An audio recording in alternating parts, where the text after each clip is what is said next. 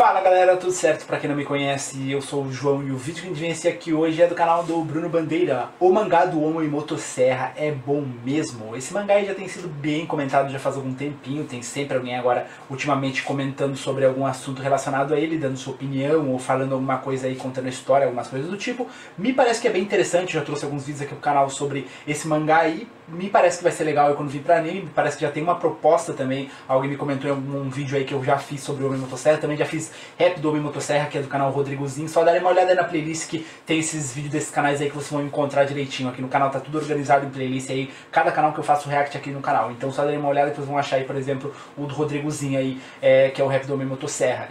E assim, é Chainsaw Man na real que ele botou o nome, né, que é, se não me engano, na língua original. Me parece ser bem interessante, todo lugar até agora, todo mundo comentou bem sobre o assunto. Espero que venha bem animado e de uma forma bem legal aí pra gente assistir em anime, pra gente poder acompanhar e ser uma parada interessante. Espero que vocês estejam gostando dos reacts aqui do canal. Se estiverem gostando, não esqueçam de deixar um like aí, se inscrever no canal e ativar o sininho pra receber as notificações. E sem mais enrolação, bora pro vídeo. Mas antes de vocês começarem o vídeo de vocês, vim aqui atrapalhar vocês, pedindo pra vocês se inscreverem lá no nosso canal de vlogs. Ele tá aí no primeiro link da descrição. Vocês já me conhecem, eu sou o João. Eu sou a Karen. E essa é a Bebê Chloe. Essa é a Bebê Chloe. Então é isso aí, espero que vocês apareçam lá, se inscrevam lá, que vai ser bem importante pra ajudar a gente. E eu espero que vocês gostem dos vídeos. Bom vídeo aí pra vocês. Tchau. Se você nunca leu Chainsaw Man, eu queria primeiro começar mostrando uma imagem fora de contexto. Você vai olhar ela por alguns segundos e vai tentar analisar o que eu quero dizer. Se você não entender exatamente o que essa imagem quer dizer, a gente vai falar dela ainda nesse vídeo, galera, porque hoje chegou o dia de falar do mangá de Chainsaw Man, o próximo sucesso aí, né? O próximo prometido sucesso que... O que eu consigo imaginar com aquela imagem que ele mostrou ali é que ferramentas e coisas do tipo de ataque saem de lugares estranhos, basicamente. Tá pra sair aí o anime ainda esse ano e com certeza eu vou fazer vídeo comentando também esse anime, galera. Promete bastante. E eu decidi me adiantar e ler todo o mangá. São só 97 capítulos. Eu decidi terminar de ler a primeira parte até que lance a segunda parte, né? A gente não sabe ainda quando é que vai ser. Pelo menos eu não sei quando é que vai ser. Mas, quem sabe, acontece em breve, galera. A garrafa tá fazendo barulho. Infelizmente eu não tenho uma serra elétrica aqui, né? Solicitaram que eu tivesse uma serra elétrica aqui, né? Talvez se eu enfiasse ela na minha cabeça, assim, ó, tipo assim, com um capacete pra entrar no personagem, mas infelizmente eu não tenho, né? Vai ter que continuar com a garrafa de água que tá vazia, inclusive. Galera, assim como eu fiz com Black Clover, eu queria fazer um vídeo aqui um pouco mais descontraído, já que eu terminei de ler hoje o mangá, inclusive, eu peguei esses últimos dias. Eu gosto de pegar e fazer uma maratona logo de vez, pra não perder o ritmo e fazer um vídeo aqui um pouco mais descontraído, falando sobre algumas coisas de forma geral, o que eu achei, galera. Muito do que a gente vai falar aqui é sobre os personagens, a gama de personagens que esse mangá tem, começando, primeiramente, com o trio principal. Aí vocês vão perguntar, mas como assim trio principal? Exatamente. Chainsaw Man é um negócio curioso, porque normalmente a gente tem o trio principal de protagonistas pré-definido logo no comecinho, ou logo no comecinho da história, pelo menos nos primeiros capítulos. E isso não acontece de forma tão exata assim, de forma tão sólida assim.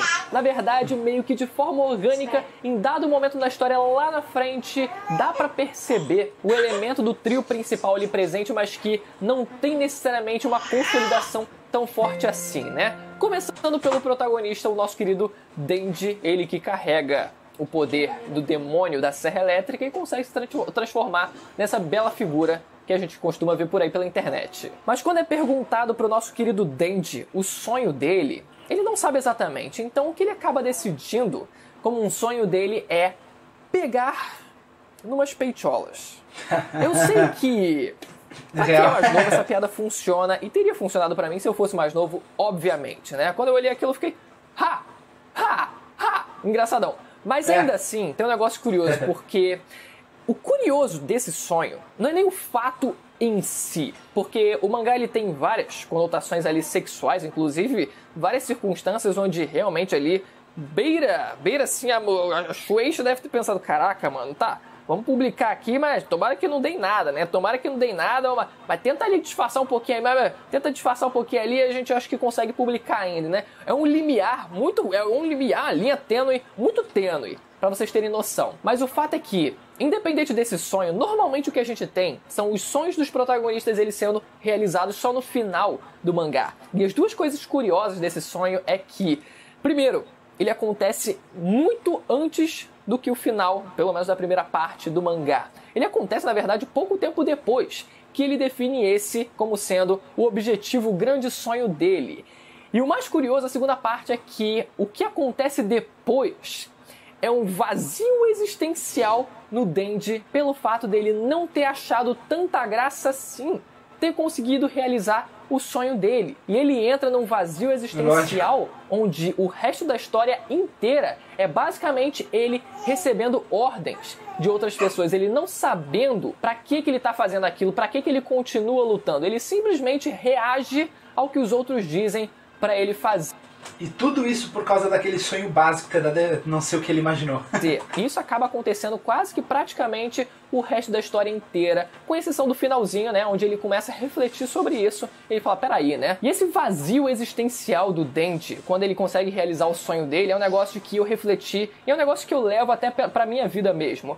Eu sinto que a gente nunca deve estipular como uma meta um único sonho na nossa vida. Isso é algo que a gente já vem discutindo em relação a shonenzão, sabe? Quando a gente para pra pensar no Naruto, por exemplo, né? Se discute muito isso, se ele é um personagem infeliz depois de ter alcançado o sonho dele de se tornar um Hokage. É infeliz. E eu acho que essa desconstrução é um negócio interessante que Chainsaw Man faz, porque a gente nunca deve colocar uma única meta de vida pra gente. Porque a vida ela é composta de diversas realizações pessoais que a gente estipula pra gente como meta. Se a gente coloca uma única coisa como meta na nossa vida, quando a gente consegue realizar finalmente aquela meta, o que sobra?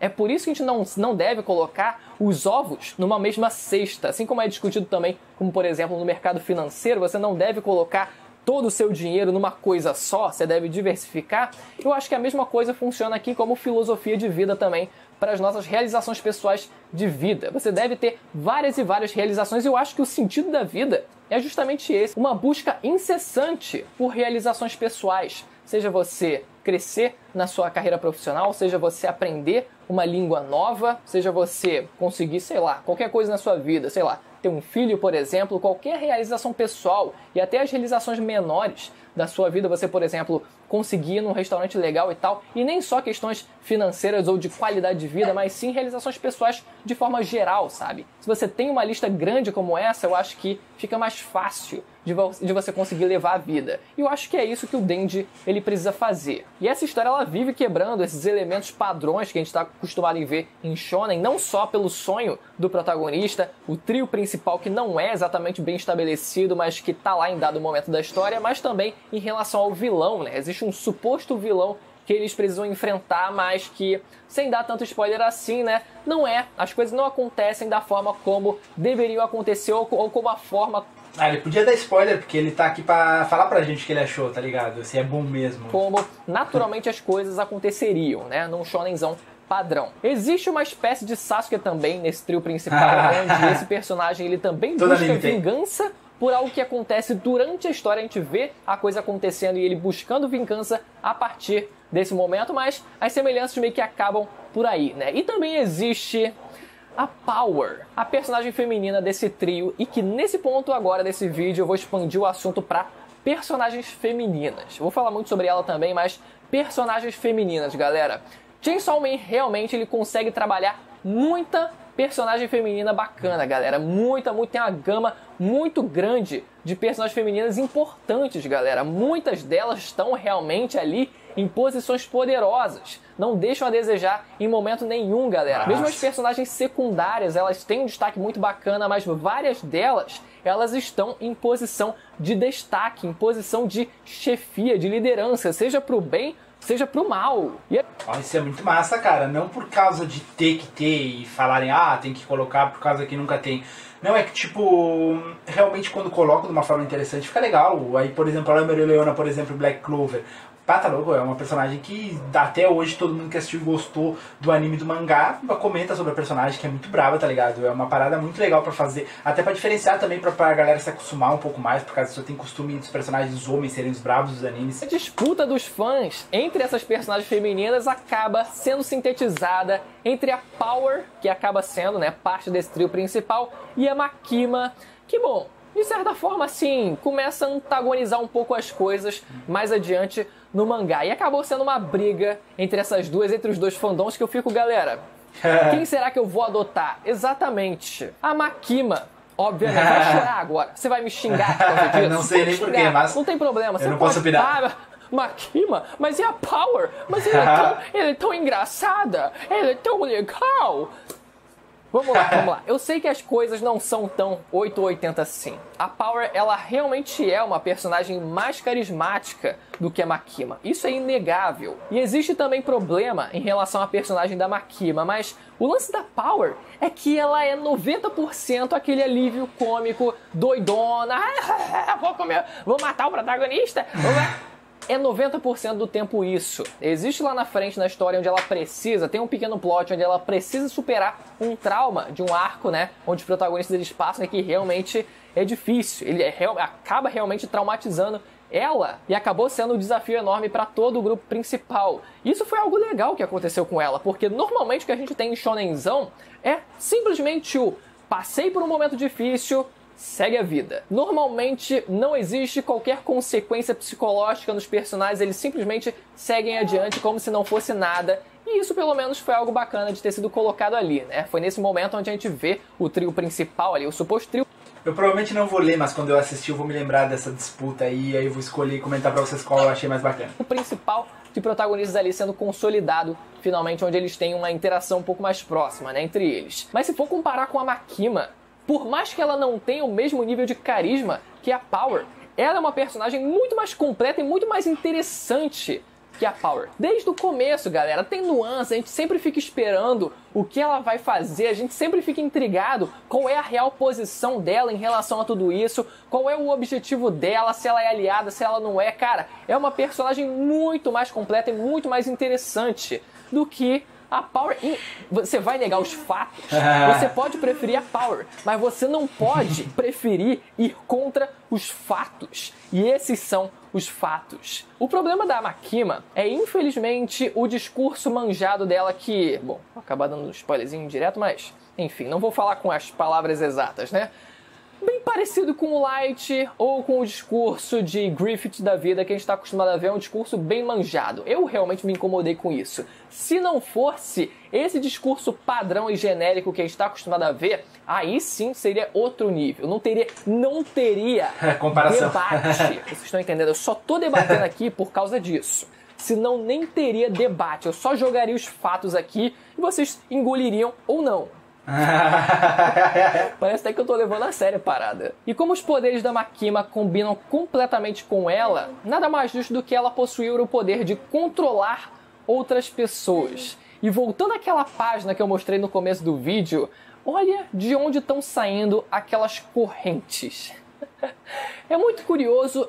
Olha, é exatamente o que eu falei. E não, coincidentemente, o lugar de onde estão saindo aquelas correntes que controlam outros personagens naquela história. É realmente proposital que aquelas correntes elas estejam saindo do órgão feminino dela. É realmente uma forma ali, talvez, do autor dizer, olha só, como essas mulheres ficam controlando, usando de seu órgão feminino para controlar e usar e manipular e seduzir as pessoas do céu, os homens, coitados os homens, como eles são injustiçados nesse mundo, essas mulheres. Me pergunto, será que o autor ele é um incel que odeia mulheres?